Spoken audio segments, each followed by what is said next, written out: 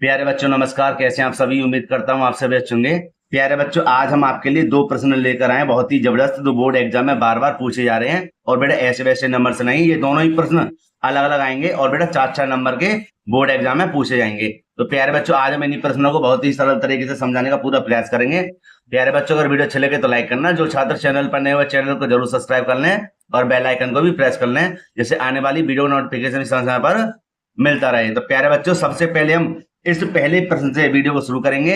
हाँ, एक बार इस प्रश्न को पढ़ के मैं बता देता हूं। प्रश्न को बेटा पढ़ने से पहले मैं आपसे फिर से एक बार कहता हूं कि प्रश्न very very very most important प्रश्न है। ये जरूर पूछा जाएगा और ऐसे वैसे नंबर से नहीं, 4 नंबर का आएगा ये बोर्ड एग्जाम में, ठीक है। तो मैं पहले पढ़ देता हूं प्रश्न को और हल करते हैं इस प्रश्न को। लिखा हुआ है, ऐसी दो संख्या ज्ञात कीजिए जिनका योगफल 17 और गुणनफल 72 हो। प्यारे बच्चों, ऐसे प्रश्नों में हम क्या करेंगे, दो संख्याएं मान लेते हैं। तो बेटा यहां पर हम लिख देंगे सबसे पहले हल, और यहां लिख देंगे क्या, माना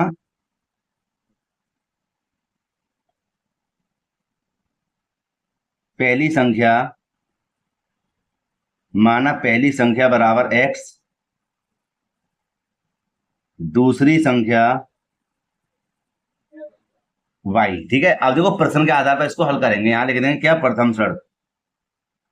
और प्रथम शर्त में बेटा क्या पूछ रहा है वो, जिनका योगफल 17, कितना पूछ रहा है, जिनका योगफल 17 हो। तो यहां पर हम लिख देंगे क्या, माना वो सॉरी लिख देंगे दोनों संख्याओं, दोनों संख्याओं का योगफल, का योगफल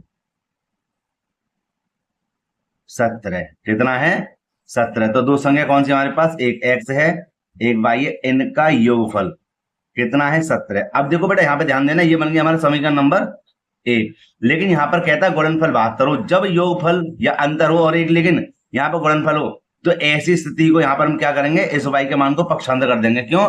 क्योंकि इस y के मान को जब हम पक्षांतर करेंगे तो हमें x के मान को समीकरण नंबर 2 में रखने में आसानी होगी। समझिएगा ना, समझ लेना अच्छी तरह से। तो मैं इसको क्या करूंगा, मैं यहां पर x को यहीं पर रहने दूंगा और 17 ये रही, इसको पक्षांतर कर देंगे, हो जाएंगे बेटा माइनस के y। ठीक है। अच्छा जी, अब आगे हल करते हैं। अब लिखेंगे यहाँ पे द्वितीय शर्त। द्वितीय शर्त देखो समझ में आ जाएगा ये मैंने क्यों ऐसा करा। द्वितीय शर्त, और द्वितीय शर्त में लिख देंगे दोनों संख्याओं, दोनों संख्याओं का गुणनफल, का गुणनफल कितना है, 72 है। कितना है, 72। तो बेटा हम क्या करेंगे, देखो दो संख्या कौन सी थी, एक x थी एक y, इनका गुणनफल कितना है, 72 है। समीकरण नंबर 2। ठीक है।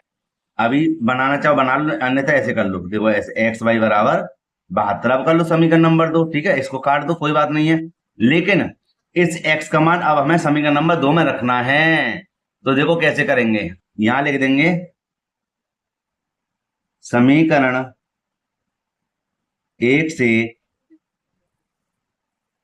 x का मान समीकरण 2 में रखने पर। ठीक है बेटे।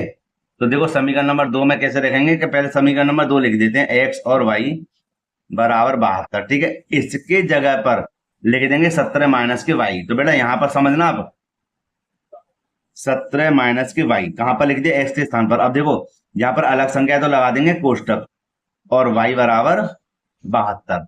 इस y का मान इन दोनों में, मतलब ये जो y है इनमें हमें करनी है गुणा। तो हम क्या करेंगे, लिख देंगे 17y माइनस y की y में गुणा करेंगे, हो जाएगा y स्क्वायर बराबर 72। ठीक है। अब बेटा यहाँ पर जगह नहीं, तो एक दूसरा पेज को ले लेता हूं मैं। अब देखो इसके बाद हमें करना क्या है कि हम y को इधर लेकर प्लस के रखेंगे। ठीक है। यहाँ पर क्यों रखेंगे इसके बारे में बताता हूँ। पहले देखेंगे y स्क्वायर, इसको इधर लेकर तो हो जाएंगे माइनस के 17y, और किसके पास आए थे, प्लस के 72 के पास। ठीक है। जब ये दोनों इधर चले गए तो यहाँ पे क्या बचा, बराबर 0। इस बराबर 0 को हम इधर लिख देंगे बराबर 0। ठीक है। और इसको कर लेंगे अब सही, ये हो गया जी सही। अब देखो 72 का ऐसे फैक्टर करने हैं, माने ये बन गया हमें द्विघात समीकरण, और इसके हमें क्या करने हैं, गुणनखंड करने। किसके, 72 के ऐसे फैक्टर करने के हमें कितने आ जाए, 17 आ जाए। ठीक है। तो कर देंगे 8 नेम 72 या 9 8 72 है ना। कितने हो जाएंगे भाई, मैंने कहा 9 8 72, ठीक है। तो 9 8 72 भी हो गए और 8 और 16 17 भी हो गए, जोड़कर 17 हो गए, है ना। तो हमें लिखने कैसे हैं जो माइनस के आ जाएं, हमें यहाँ पर लिखना है वाई स्क्वायर माइनस के 9y और माइनस के 8y प्लस के 72 बराबर 0। इन दोनों को ले लेंगे कॉमन। अब दोनों में वाई वाई देखो कॉमन है, ये रहा। तो 2y में से एक y बाहर आ जाएगी, एक y बचेगी, माइनस का बचेगा हमारा 9। माइनस देखो यहाँ पर 8 कॉमन है ना। क्यों कॉमन है, क्योंकि 8 का भाग 72 में चला जाएगा इसलिए। तो यहाँ पर क्या बचा y, और देखो बाहर माइनस से तो अंदर का चिन्ह बदल जाएगा, ध्यान रखना। और 8 ने 72 बराबर 0। आगे देखिए, अब हमें क्या करना है, अब हमें यह करना है कि y माइनस के 9 y माइनस के 9 इन दोनों में से लेना एक कॉमन। ये आ गया, क्या बचा y माइनस के 8, y माइनस के 8 बराबर 0। अब हमें क्या करना है, इन दोनों में से कि y माइनस के 9 बराबर 0 रख देंगे और लिख देंगे y बराबर प्लस के 8, ओ सॉरी माइनस के 8 बराबर 0। अब देखो इनको कर देते पक्षांतर, तो काय का हो जाएगा, प्लस का 9 हो जाएगा और हो जाएगा प्लस के 8, ठीक है। तो अब देखो हमने तो दो संख्या मानी थी, है ना। अब x y तो मानी थी, y थोड़ी मानी थी, है ना। जो हम इन दोनों को आंसर बता देंगे, कहने का मतलब है कि हमें इन दोनों में से एक ही आंसर लेंगे, कोई भी, या तो 9 ले लो या 8 ले लो। क्यों भैया, क्योंकि दोनों ही प्लस के हैं, ठीक है। तो वो आपकी मर्जी है, अगर आप 9 लोगे तो 8 उत्तर आ सकता है ना, और 8 लोगे तो शायद 9 उत्तर आ जाए, वो देख लेते हैं। जैसे कि मैंने ले लिया y का मान 9, ठीक है, इसको ना लिया, तो मैं क्या करूंगा, इस y का मान समीकरण नंबर 1 या समीकरण नंबर 2 में रख दूंगा, तो मुझे x का मान भी प्राप्त हो जाएगा, ठीक है। तो हमें दूसरी संख्या प्राप्त हो जाएगी। तो हम यहां लिख देंगे y का मान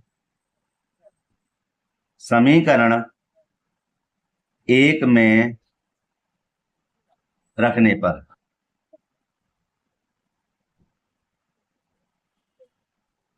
तो यहां पर हम लिख देंगे x प्लस के y बराबर 17, ये था हमारा समीकरण नंबर 1। और x ये रहा, प्लस y का मान हमने क्या माना था 9, ठीक है, बराबर 17। अब देखो x बराबर 17 ये रहे, इसको धर देंगे तो माइनस के हो जाएंगे 9, और x बराबर 17 में से 9 गए तो बेटा कितने बचे 8। तो दूसरी संख्या होगी हमारी 8 और पहली संख्या होगी हमारी 9, है ना। यहाँ पर पहली इसको मान लो, दूसरी इसको मान लो। तो यहाँ हम लिख देंगे, जैसे कि हमने पहली संख्या मानी थी 8, तो लिख देंगे यहाँ पर 8, 9, है ना। ये दोनों संख्या ऐसी आ गई कि अगर आप इन दोनों को जोड़ेंगे तो 70 हो जाएगा योगफल, और गुणा करोगे तो कितना बैठेगा, 8 में 72 हो जाएगा ना। और यही हमारा क्या बेटा आंसर है, ठीक है। अब समझ में आया नहीं आया, ठीक है। इसी प्रकार का क्वेश्चन जरूर लाएगा, जरूर लाएगा, जरूर लाएगा, ठीक है। अब हल करते हैं इसके दूसरे प्रश्न को, वो भी वेरी वेरी मोस्ट इंपोर्टेंट है। अब प्यारे बच्चे यहाँ देखिए, ये दूसरा प्रश्न, ये भी वेरी वेरी मोस्ट इंपोर्टेंट है। देखो क्या है कि यहाँ पर बस आपकी संख्या चेंज हो जाएगी, समझेगा ना समझे, इसलिए मैंने ऐसा प्रश्न ले लिया है जो बार बार पूछा जाता है। यहाँ पर खाली संख्या चेंज हो जाएगी, क्वेश्चन इसी प्रकार का आएगा, है ना। तो कैसे हल करेंगे, देखिए यहाँ पर हम सबसे पहले क्या करेंगे, दो संख्याएं मान लेते हैं। कौन सी, पहले क्वेश्चन पढ़ देता हूं मैं, लिखा हुआ है ऐसी दो क्रमागत धनात्मक विषम संख्या ज्ञात कीजिए जिनके वर्गों का योग कितना है 130 हो। तो हम यहाँ पर क्या करेंगे, लिख देंगे माना दो क्रमागत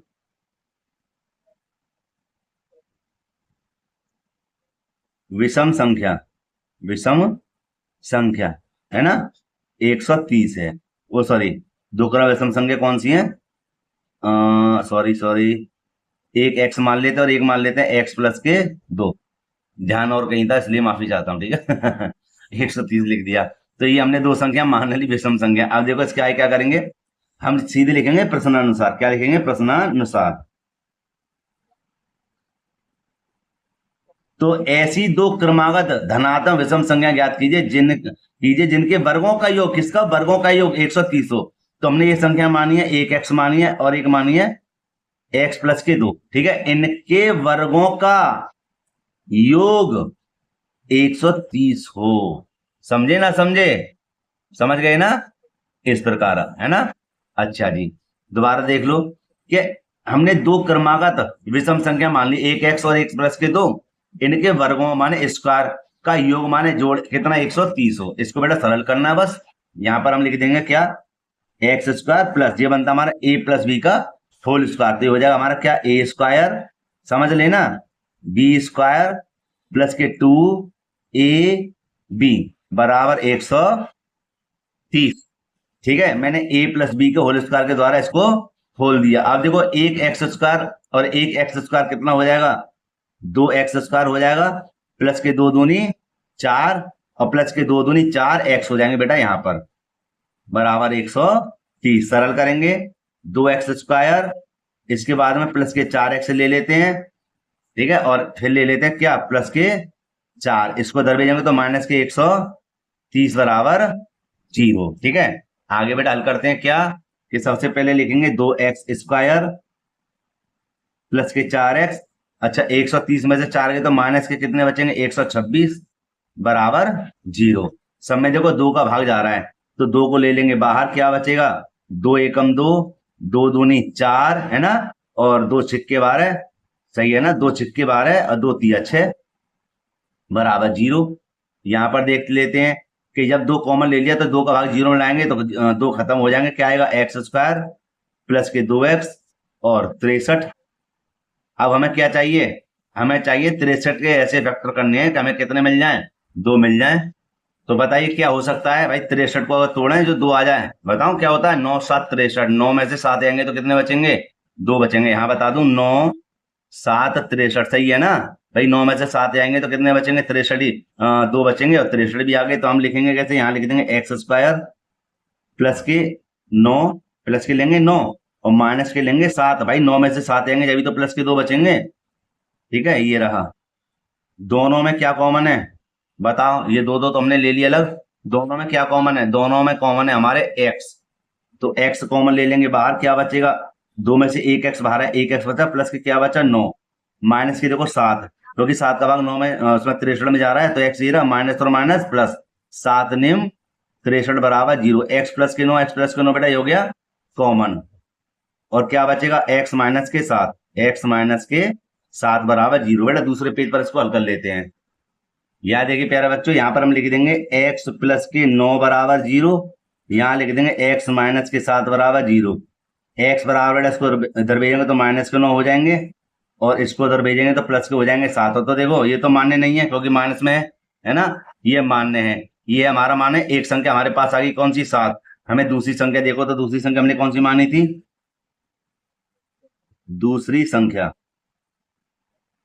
हमने मानी थी x प्लस के 2, यही तो मानी थी। ठीक है, तो हम क्या करेंगे x के स्थान पे 7 लिख देंगे प्लस के 2, 7 और 2 कितने हो जाएंगे 9। और प्यारे बच्चों यही हमारा क्या है आंसर है, माने 2 संख्या प्राप्त होगी, एक तो 7 और एक होगी 9। ठीक है, ये दोनों संख्या हमने प्राप्त कर ली। प्यारे बच्चों ये हमारा क्या है आंसर है। तो प्यारे बच्चों फिर से कहता हूं ये वेरी वेरी मोस्ट इंपोर्टेंट प्रश्न है ना, खाली संख्या चेंज हो जाएंगे और बोर्ड एग्जाम में जरूर पूछी जाएगा, है ना। तो यहीं पर हम वीडियो को बेटा समाप्त करते हैं। वीडियो अगर अच्छी लगी हो तो लाइक करना, जो छात्र चैनल पर नए चैनल को जरूर सब्सक्राइब करना, बेल आइकन को भी प्रेस कर लें जैसे आने वाली वीडियो का नोटिफिकेशन समय समय पर मिलता रहे। और हाँ, इस प्रश्न को माने इस वीडियो को अपने मित्रों में भी जरूर शेयर करना, हाँ बेटा उनका भी भला हो जाएगा। ठीक है, तो मिलते हैं इसी प्रकार एक और वीडियो में। जय हिंद।